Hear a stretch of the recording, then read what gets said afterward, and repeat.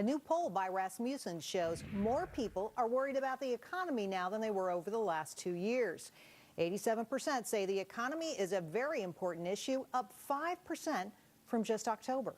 But why is the number getting higher? Time to let the Willis watchdogs out. Al Lewis is a columnist for Dow Jones Newswires. Leslie Marshall is a Fox News contributor.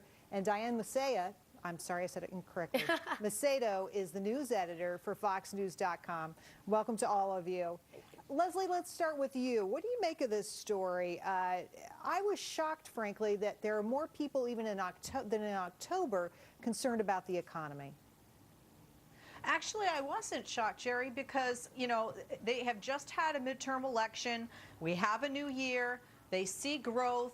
Although it's steady, it's slow, and so they're concerned. Also, a lot of people spent a lot more despite the economy over the holidays. So I think going forward, they're looking forward to the next election, not only for their congressional members, but obviously for their president. So I'm not surprised about these numbers, and I've always said if the economy's good, it's going to be a very simple ride back to the Oval Office for President Obama. Diane, what do you make of the numbers? I think people will always vote on whatever is affecting them most directly, drastically, and immediately. And for people who have family members serving in the military, that will still be the war effort. But for a regular Joe who can't pay the bills, particularly after the holidays, it's going to be the economy, and that's not surprising to me.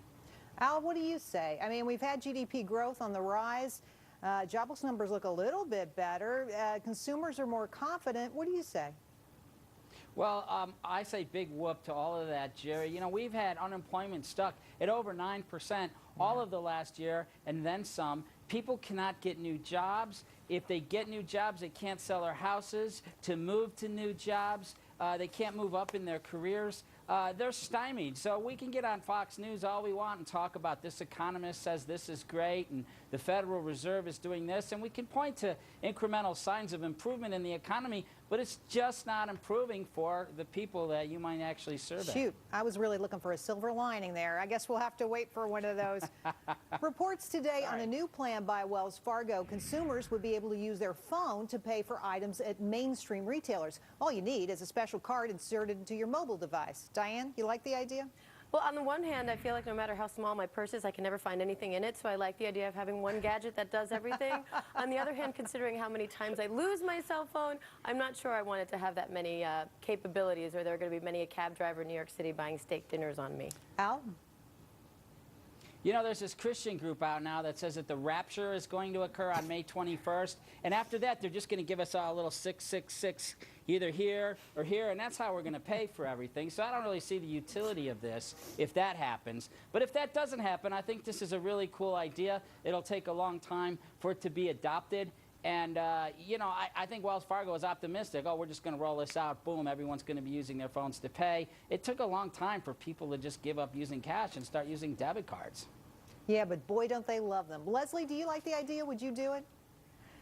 Oh, I'm technophobic, Jerry, so it scares me. It's sort of like, oh no, something else I have to learn here. I think it's really great for the younger group, not that I'm that old abroad, but and also people that really like technology. But I think for certain people like myself that are very set in their ways, it's going to take a long time to teach old dogs like myself some of these new tricks. You're not an old dog. You're fresh as a daisy.